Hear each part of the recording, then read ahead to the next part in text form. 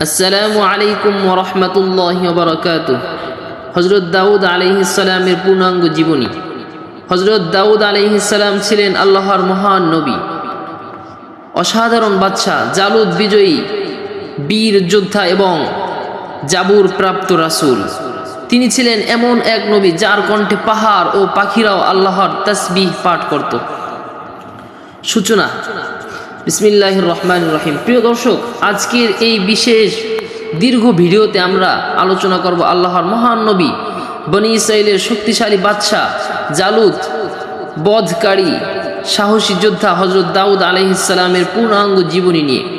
আজকের এই ভিডিওতে আমরা জানব দাউদ আলাইহিস সালামের জন্ম ও বংশ, বনি ইসরাইলের দুর্বল সময়, জালুতের ভয়ঙ্কর সাম্রাজ্য, দাউদ আলাইহিস সালামের সাহসিকতা, জালুতকে হত্যা, বাদশাহী লাভ, নবুয়ত লাভ, জাবুর কিতাব, পাহাড় ও পাখির তাসবিহ, লোহা নরম হওয়ার মুজিজা, ন্যায় বিচারের অসাধারণ ঘটনা, তার ইবাদত, তার চরিত্র, তার শেষ জীবন। আজকের কাহিনী শুধু ইতিহাস নয়, এটি সাহস, ঈমান, নেতৃত্ব ও আল্লাহর সাহায্যের এক বিস্ময়কর অধ্যায়। দাউদ আলাইহিস সালামের জন্ম ও শৈশব। হযরত দাউদ আলাইহিস সালাম ছিলেন বনি ইসরাইলের একজন মহান ব্যক্তি। তিনি ছিলেন ইয়াহুদা বংশের সন্তান। ছোটবেলা থেকেই তিনি অত্যন্ত বিনয়ী, সাহসী ও আল্লাহভীরু ছিলেন। তখন বনি ইসরাইল দুর্বল হয়ে পড়েছিল। তাদের উপর অত্যাচার চালাতো এক ভয়ঙ্কর শাসক জালুত। জালুত ছিল অত্যন্ত শক্তিশালী, নিষ্ঠুর ও অহংকারী রাজা। তার বিশাল সেনাবাহিনী ছিল। মানুষ তার নাম শুনেই ভয় পেত। বনি ইসরাইল বারবার পরাজিত হচ্ছিল। মানুষের মধ্যে হতাশা ছড়িয়ে পড়ছিল। ঠিক তখন আল্লাহ তাদের সাহায্যের জন্য পাঠালেন নবী শামুয়েল আলাইহিস সালামকে। তালুতের নেতৃত্ব। বনি ইসরাইল আল্লাহর কাছে একজন শক্তিশালী নেতার জন্য দোয়া করল।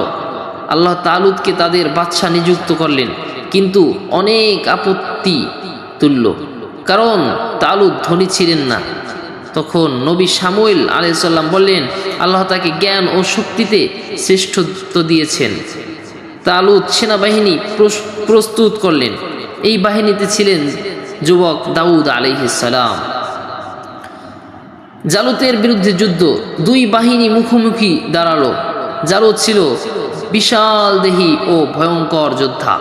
সে চ্যালেঞ্জ ছুড়ে দিল, কে আছে আমার সঙ্গে যুদ্ধ করবে? সবাই ভয়ে চুপ হয়ে গেল। ঠিক তখন তরুণ দাউদ আলাইহিস সালাম সামনে এগিয়ে এলেন।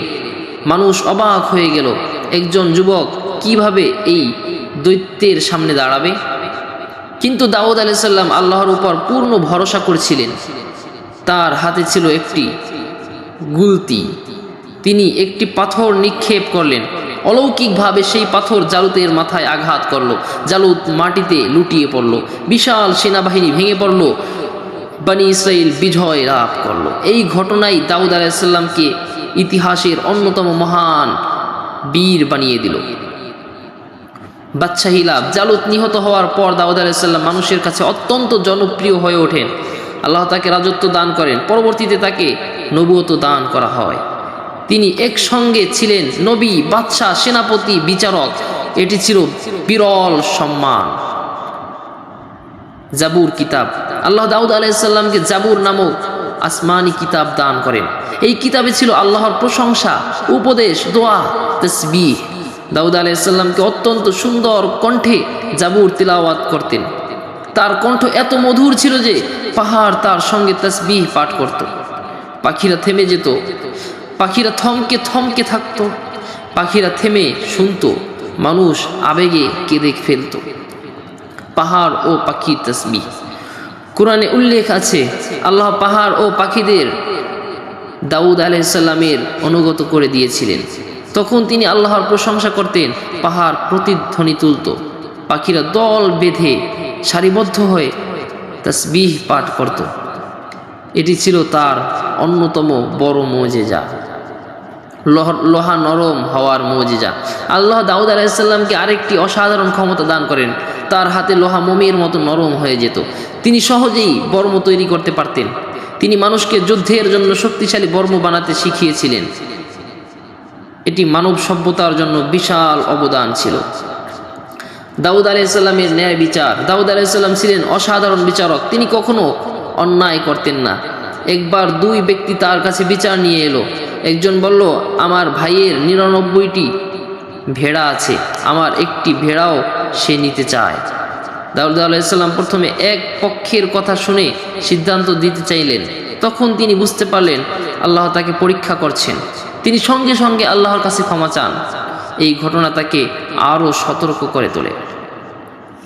তার ইবাদত। দাউদ আলাইহিসসালাম ছিলেন অত্যন্ত ইবাদতকারী নবী। হাদিসে এসেছে তিনি একদিন রোজা রাখলেন, একদিন বিরতি দিতেন। রাতের একটি বড় অংশ ইবাদতে কাটাতেন। তিনি আল্লাহকে অত্যন্ত ভালোবাসতেন। তার শাসন ব্যবস্থা। দাউদ আলাইহিসসালাম ন্যায় ভিত্তিক রাষ্ট্র গঠন করেছিলেন। তার শাসনে মানুষ নিরাপদ ছিল, অন্যায় কমে গিয়েছিল, আল্লাহর বিধান প্রতিষ্ঠিত হয়েছিল। তিনি দারিদ্রদের সাহায্য করতেন, অত্যাচারীদের কঠোর শাস্তি দিতেন। দাউদ আলাইহিসসালাম ও তার পরিবার। দাউদ আলাইহিসসালাম এর বহু সন্তান ছিল। তাদের মধ্যে সবচেয়ে বিখ্যাত ছিল হযরত সুলাইমান আলাইহিস সালাম। ছোটবেলা থেকেই সুলাইমান আলাইহিস সালাম অত্যন্ত জ্ঞানী ছিলেন। একবার একটি বিচার কার্যে সুলাইমান আলাইহিস সালাম অসাধারণ সমাধান দেন। দাউদ আলাইহিস সালাম অত্যন্ত খুশি হয়ে যান। সুলাইমান আলাইহিস সালামকে উত্তরসূরি বানানো। দাউদ আলাইহিস সালাম বুঝতে পারছিলেন সুলাইমান আলাইহিস সালাম ভবিষ্যতে মহান নেতা হবেন। আল্লাহ তাকে বিশেষ জ্ঞান দান করেছিলেন। তাই তিনি সুলাইমান আলাইহিস সালামকে প্রস্তুত করতে শুরু করেন। দাউদ আলাইহিস সালামের চরিত্র। দাউদ আলাইহিস সালাম ছিলেন সাহসী, বিনয়ী, ন্যায়পরায়ণ, ইবাদতকারী, আল্লাহ ভীরু, দয়ালু। তিনি ক্ষমতা পাওয়ার পরও অহংকার করেননি। তার শেষ সময়, দীর্ঘ জীবন শেষে দাউদ আলাইহিস সালাম দুনিয়া ত্যাগ করেন। তিনি একটি শক্তিশালী ইমানি রাষ্ট্র রেখে যান। তার মৃত্যুর পর সুলাইমান আলাইহিস সালাম রাজত্ব গ্রহণ করেন। প্রিয় দর্শক, হযরত দাউদ আলাইহিস সালামের জীবন আমাদের শেখায় আল্লাহর উপর ভরসা করলে দুর্বল ও শক্তিশালীতে পরিণত হতে পারে। ক্ষমতা পেলে ন্যায় বিচার করতে হয়। ইবাদত মানুষকে আল্লাহর প্রিয় বানায়, বিনয় মানুষকে মহান করে। জালুতের বিশাল শক্তি ধ্বংস হয়ে গেছে, কিন্তু দাউদ আলাইহিস সালামের নাম আজও কোটি কোটি মানুষের হৃদয়ে বেঁচে আছে। আল্লাহ আমাদের সবাইকে নবীদের জীবনী থেকে শিক্ষা গ্রহণ করার তৌফিক দান করুন, আমিন। আজকের ভিডিও এই পর্যন্তই।